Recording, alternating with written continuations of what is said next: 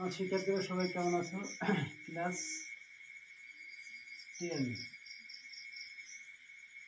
প্রথম অধ্যায় একটা অঙ্ক নিয়ে আমরা একটু আলোচনা করি। এখানে মনে করো যে দেওয়া আছে একটা ঘনবস্তু দেওয়া আছে এবং একটা নিরেট গোলক দেওয়া আছে। এবং এখানে বলতেছে যে চিত্র একে যে ঘনবস্তুটি দেওয়া আছে আর চিত্র দুইটি দেওয়া আছে আপনার দেখা দেওয়া আছে। তাহলে এখান থেকে নিরেট বলটি ঘনবস্তুটির ভিতরে যদি প্রবিষ্ট করানো হলে এই ঘনবস্তুর ভিতরে খালি অংশের আয়তন তৈরি করতে হবে। এখন আমরা সমাধানে দেখে আসি। সমাধান নিরেট গোলকের আয়তন তৈরি কত?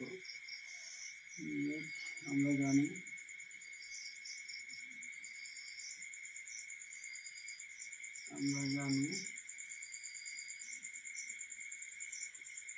নিরেট বলটির আয়তন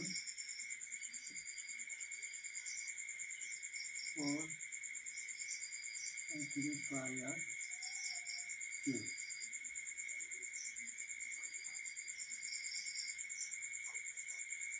এখানে দিয়ে আছে আর সমান দিয়ে আছে 2.5 সেন্টিমিটার এবং ঘনবস্তু প্রত্যেক ধারের দৈর্ঘ্য দিয়ে আছে এই সমান মনে করা আছে 6.255 সেন্টিমিটার। তখন আমরা জানি পার মান কত? পার মান আছে 3.4/3 ইন্টু 3.1416 ইন্টু আর এর মান 2.583। এটাকে যদি আমরা ক্যালকুলেটার ইউজ করি তাহলে ক্যালকুলেটার ইউজ করলে আমরা মান পাচ্ছি 6.5 ক্যালকুলেটার ইউজ করলে পাচ্ছি 45 সেন্টিমিটার কিউব। তাহলে আমরা নিরেট বলটির যে পালাম সেটার আয়তন পালাম এই মানটা। এখন আমরা ঘনবস্তুর ক্ষেত্রে দেখি ঘনবস্তুর আয়তন তাহলে কি পাই। আবার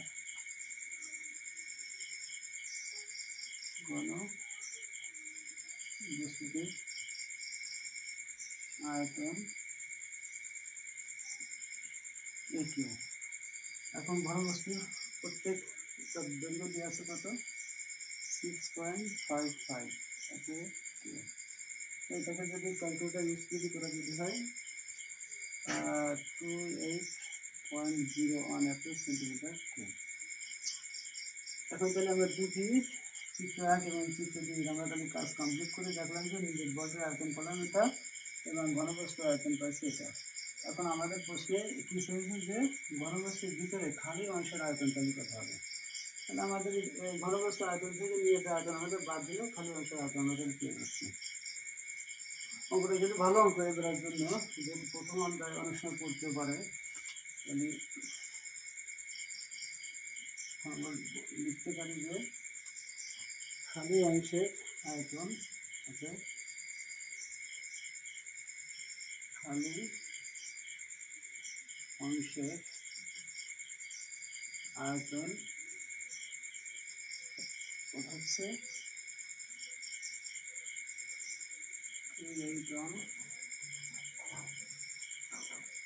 101 বিয়োগ 45 সেন্টিমিটার কিউব বাদ দিলে আমরা পাচ্ছি 15.6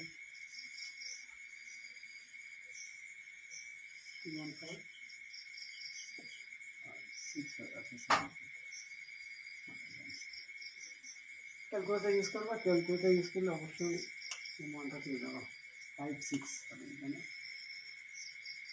56। তাহলে আমরা দেখলাম যে একটা নিরেট বল ছিল একটা ঘনবস্তু ছিল।